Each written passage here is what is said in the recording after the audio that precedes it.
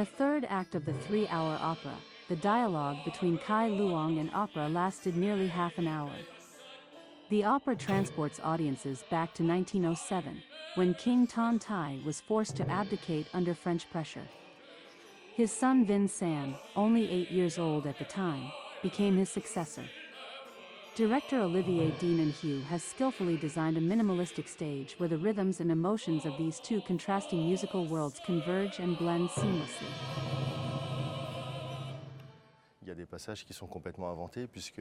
There are certain segments that I had to adapt, as we do not have access to all the historical sources. The farewell of Queen Nguyen Thi Dinh to Prince Vincent was completely created to depict the tragedy of that moment. It has a strong European style, but it is harmonized by the inclusion of traditional music, specifically Cải Lương, which is used in this historical scene. The opera opens with Antonin, a 15-year-old French boy, hearing his grandfather's voice for the first time. This voice is unfamiliar, coming from a forgotten country, Vietnam. Intrigued, Antonin turns to his grandmother Rosalind and asks her questions about his roots and the country where she was born. In response, Rosalind recounts legends, historical stories, and thousands of years of cultural values of Vietnam. For this opera, I need to select historical elements related to France and colonial history in a careful manner. It is crucial to delve into Vietnam's rich history, spanning thousands of years.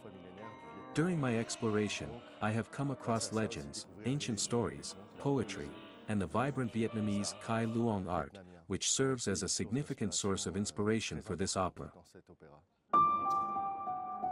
The opera was written and staged in Ho Chi Minh City over a period of 2 years. During the creation of the play, the director employed a style that combines visuals, choreography, dialogue, and music. French conductor Benjamin Adair supervised the music production for over a month. And my idea was to put also in my music the musician to have these colors of the Vietnamese music.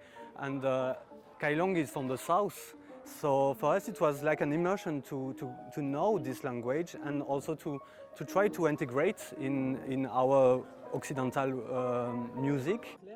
The opera, Paysage dans l'Oubli, is performed in 3 languages, English, French, and Vietnamese. Despite the limited practice time, the artists did not encounter significant language issues. Thì trong vở diễn này có người Pháp, rồi một chị của Hàn Quốc, còn lại thì là người của Việt Nam. Và chúng tôi có những cái buổi tập luyện với nhau rất là ăn ý và hết sức là hỗ trợ nhau. Trong cái vở diễn này thì tôi bắt buộc phải học 4 câu thoại tiếng Pháp. Tôi được sự hỗ trợ và sự chỉ dạy của chính đạo diễn cũng như là các nghệ sĩ Pháp. We all worked very carefully with the director on the Vietnamese art forms that appear in this play, not only Cải Lương but also traditional Vietnamese musical instruments. Through this, we gained more knowledge about Vietnam's history so that we could absorb the content of the story we are conveying. Local audiences felt a sense of pride when they first heard the French artist singing opera lyrics from Lý Thoại Khiet's poem, Nam Quoc Sun Ha, Mountains and Rivers of the Southern Country.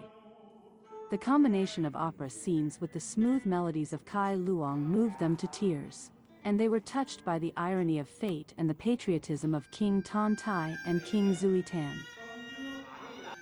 The wholehearted performances of artists from both countries evoked strange yet familiar emotions, different yet appropriate, ultimately touching the hearts of the audience. Tôi cảm thấy là đây là một sự kết hợp thật sự là đã nâng tầm những cái nét tinh hoa của Việt Nam, và cá nhân tôi là một người trẻ thì tôi cảm thấy hết sức tự hào với những sự đóng góp của các diễn viên cũng như là sự kết hợp giữa hai nền văn hóa là Việt Nam và Pháp.